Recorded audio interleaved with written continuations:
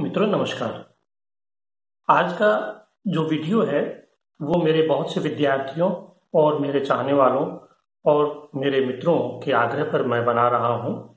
और ये जो वीडियो है ये लगभग सभी माता पिता की एक जो इच्छा होती है उसी का परिणाम है। और माता पिता की ये इच्छा होती है कि उनके बच्चे आगे चलकर क्या करेंगे, अच्छा करेंगे या नहीं करेंगे। और अच्छा करने का मतलब ये है, हर माता पिता ये चाहता है कि उनके बच्चे आईएएस बने, आईपीएस बने या उच्च पद पर क्लास 1 ऑफिसर बने और उनका, उनके परिवार का, देश का, समाज का नाम रोशन करें।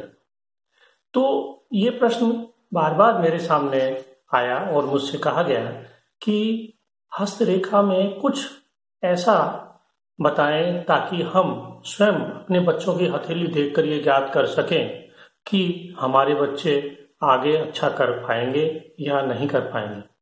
तो मित्रों, सबसे पहले तो मैं आपको ये बता दूं कि बिना मेहनत के, बिना परिश्रम के, हम अगर हमारी रेखाएं भी बहुत अच्छी हैं लेकिन अगर हम मेहनत नहीं करेंगे, हम परिश्रम नहीं करेंगे तो रेखाएं हमारी कोई काम नहीं करेंगी। क्योंकि केवल हम रेखाओं के आधार पर हम भविष्यवाणी नहीं कर सकते। हाँ, इतना जरूर है कि 2 कदम आप चलें, 2 कदम हम चलें तो मंजिल तय हो। तो अगर हाथ में रेखाएं अच्छी हैं और बच्चा मेहनत कर रहा है, उसमें लगन है, मेहनत करने की उसमें हिम्मत है, वह ताकत है, तो निश्चित रूप से उसे सफलता मिलेगी और वो क्लास 1 ऑफिसर बनेगा या वो आईएएस बन सकता है, एडमिनिस्ट्रेटर बन सकता है, ब्यूरोक्रेट्स बन सकता है या उच्च पद को प्राप्त कर सकता है।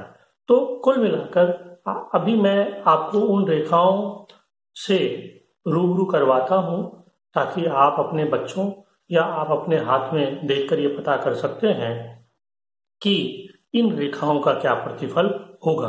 ये बहुत सिंपल है, बहुत सीधी है, मैं बहुत ज्यादा चर्चा नहीं करूंगा। केवल वही जो बहुत ताकतवर रेखाएं होती हैं उन्हीं की चर्चा करूंगा। अगर वो आपके हाथ में है, आपके बच्चे के हाथ में है या परिवार के हाथ में है या मित्रों के हाथ में है, तो आप कह सकते हैं कि मेहनत के आधार पर ये रेखाएं बहुत अच्छा प्रतिफल आपको देंगी और आप जैसा चाहते हैं वैसा फल आपको प्राप्त हो सकता है। तो मित्रों, आइए हम बात को शुरू करते हैं। और शुरू करने से पहले यदि आपने इस चैनल को सब्सक्राइब नहीं किया है तो प्लीज सब्सक्राइब कर लें। इसे सोशल मीडिया पर अधिक से अधिक इसे वायरल करें, इसे शेयर करें इस चैनल को, ताकि ऑथेंटिक जानकारी सभी जन जन तक पहुंच सके। तो मित्रों, ये जो प्रशासनिक योग की जो रेखाएं कौन कौन सी होती हैं, आज हम उन पर चर्चा करेंगे। सबसे पहले तो ये है कि हमारे जितने भी पर्वत हैं, जैसे गुरु है, शनि है, सूर्य है और बुध है, ये हमारे पर्वत हथेली में पुष्ट होने चाहिए, अपनी स्थान पर होने चाहिए। ना बहुत ज्यादा उभरे हों, ना बहुत ज्यादा दबे हुए हों, सामान्य होने चाहिए। दूसरा, आपके अंगूठे में अगर चक्र का निशान है और तर्जनी में अगर चक्र का निशान है तो ये बहुत अच्छा हो सकता है या बहुत अच्छी बात है। लेकिन अगर इसमें शंख है या सीप है तब भी कोई बात नहीं है। लेकिन अगर आपके पर्वत अच्छे हैं तो ये बहुत अच्छी बात है। जो महत्वपूर्ण रेखा है वो रेखा है सूर्य से चलकर ये रेखा अगर आपके हाथ में चंद्र पर्वत पर आ रही है इस तरह से, अगर किसी के हाथ में सूर्य रेखा बढ़कर, आगे बढ़कर और चंद्र पर्वत तक पहुंच जाती है, चंद्र क्षेत्र तक पहुंच जाती है, तो ये मानना चाहिए कि ये प्रशासनिक रेखा है, ये प्रशासनिक पद को दिलाने वाली रेखा है।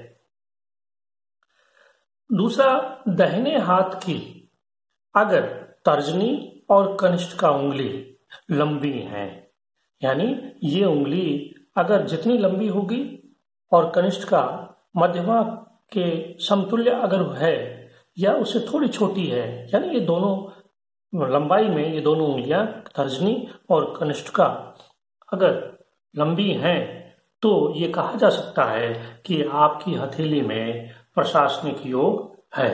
तीसरा जो महत्वपूर्ण चिन्ह है वो है, ये मंगल के दो क्षेत्र हैं। दोनों क्षेत्रों पर या किसी एक क्षेत्र पर यदि त्रिभुज का चिन्ह है, ये इस तरह का त्रिभुज का निशान है, तो ये उच्च मंगल है, ये निम्न मंगल है, आपको मालूम ही है। या यहां पर ये त्रिभुज है, तो या दोनों जगह हैं तो सोने में सुहागा है। तो ये कहा जा सकता है कि आपके हाथ में प्रशासनिक योग है। तो आप अपने बच्चों के हाथ में, अपने मित्रों के हाथ में या अपने खुद के हाथ में ये देख सकते हैं कि क्या आपके हाथ में ये सूर्य रेखा इतनी बड़ी होकर और चंद्र पर आ रही है क्या? क्या आपके हाथ में ये मंगल क्षेत्र पर त्रिभुज बन रही है क्या? हो सकता है ये बहुत बारीक बन रही हो। और दाहिने हाथ की तर्जनी और कनिष्ठिका जो उंगलियां हैं, इनकी लंबाई सामान्यता बड़ी है क्या? तो अगर ये भी है, तर्जनी में और अंगुष्ठ में मान लिया चक्र नहीं है, या अगर पांचों उंगलियों में अगर चक्र हैं और ये रेखाएं हैं, तो और भी ज्यादा पावरफुल ये बात हो जाती है। इसलिए आज बस महत्वपूर्ण बात यह है कि एक तो ये पर्वतों की स्थिति सही हो, बहुत दबे नहीं हो, बहुत ज्यादा उभरे नहीं हो, सामान्य हो। दूसरा, ये रेखा चंद्र पर्वत से लेकर और सूर्य पर्वत पर जा रही हो, बिना कटी फिटी हो, कोई इसमें बीच में कोई रेखाएं नहीं काटें, ये स्पष्ट हो, साफ हो, ये बहुत जरूरी है। और मंगल के क्षेत्र पर त्रिभुज का निशान हो तो ये योग प्रशासनिक योग बनाता है। अगर ये है, निश्चित रूप से आप खुश हो जाइए, प्रसन्न हो जाइए और बच्चे को मेहनत करने के लिए कहिए। निश्चित रूप से वो प्रशासनिक अधिकारी बनेगा या बहुत बड़ा अधिकारी बनेगा, ब्यूरोक्रेट्स बन सकता है या बहुत बड़ा व्यापारी बन सकता है, यानी वो समाज का अच्छा और श्रेष्ठ नागरिक बनेगा, ये कहा जा सकता है। मित्रों, इसी जानकारी के साथ में प्लीज आप सब्सक्राइब कीजिए और लोगों तक इस चैनल को आप शेयर कीजिए अधिक से अधिक। और अगर आप किसी विषय पर, किसी जानकारी पर कोई वीडियो चाहते हैं तो आप कमेंट करके मुझे बताएं। अगर वीडियो अच्छा लगा हो तो प्लीज लाइक करें और इसे कमेंट करें। आज बस इतना ही, मिलते हैं अगले वीडियो में, तब तक नमस्कार।